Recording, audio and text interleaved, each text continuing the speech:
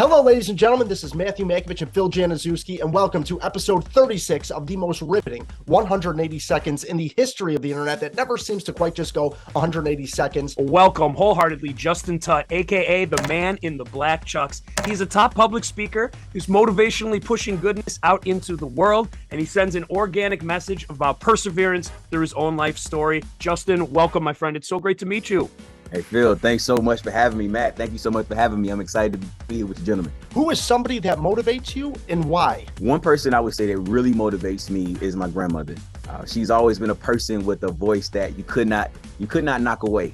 She always had her feet planted and she stood by what she said. And she really motivates me to want to fill that space that I feel the void she's left.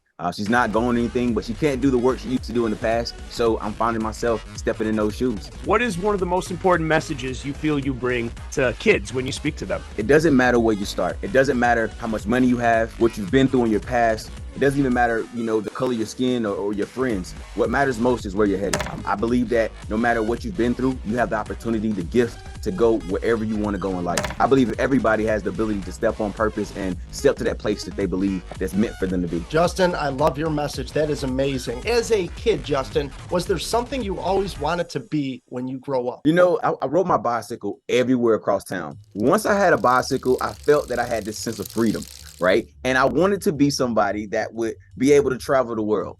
I didn't know what I wanted to do, but I was so big and eager on that bike. I literally traveled from my city to another city off a highway just to see what it was like there. Growing up, I wanted to get out there and just explore the world. So I found myself doing that now today. How amazing, man. Dreams come true. I love that. That's so cool to hear. I'm a traveling man. Is that too nerdy of a song to bring back? Okay. Not what Justin and I were looking for. Okay. How do you personally measure success? For me, personal success is built off of the people I impact. My whole goal has never been to make a lot of money, to be recognized for what I do. It's to bring the message to the person that needs it most. I don't care if I'm talking to 3 people or 1,000 people. I'm going to make sure that someone in that room receives the message that they need. And I feel that is fulfilling my life's purpose. So that is what I step out to do. Way to measure it. I like that. And we tell you, ladies and gentlemen, Justin did not get the questions beforehand. He is just this on the game and dialed in, and I love it. What is your favorite go-to dance move? Ooh. When I was growing up, man, one song that always came on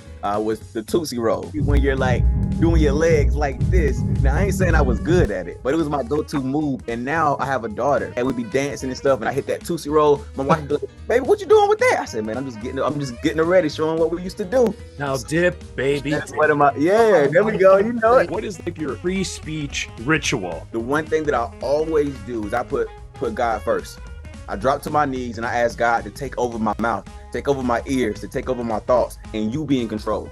When I put God first in what I do, I always know that I'm living my life's purpose. Phil and I are all about lifelong learning. What are your most favorite ways to learn? I am really big on getting uncomfortable. I only feel that you grow when you're uncomfortable. So I always stretch, y'all. I stretch myself to the point where I feel that I probably don't know what I'm doing. Oh, I love that. Incredible. We love getting comfortable with the uncomfortable. That's what life's about. There it is. You created a journal called Dear You, It's Me. We know that this is a 30-day journal. What's your hopeful outcome when people try out that journal? Man, thank you for that question.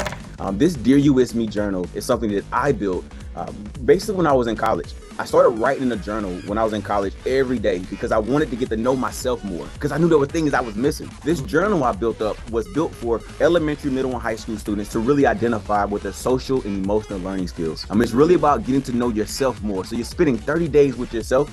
So my whole goal is to bring an opportunity for our young people to feel like they have a voice. There's nothing more important than self-awareness, self-confidence, and foundation. So kudos to you, my friend. That is amazing. Thank you. I'm feeling it, man. I feel like I can run through a brick wall right now. Justin, here's the situation. You're hosting a professional gathering. You need either myself or Phil to deliver a 60-second custom poem.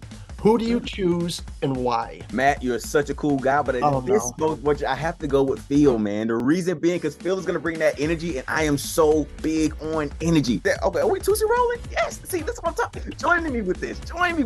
I totally get it, but I've been called the more attractive of the two. Could I at least stand at the front door and welcome people? What is one life lesson you hope your little daughter learns from you as she grows up? I hope that my daughter knows that she doesn't have to fill my shoes. She needs to fill her own.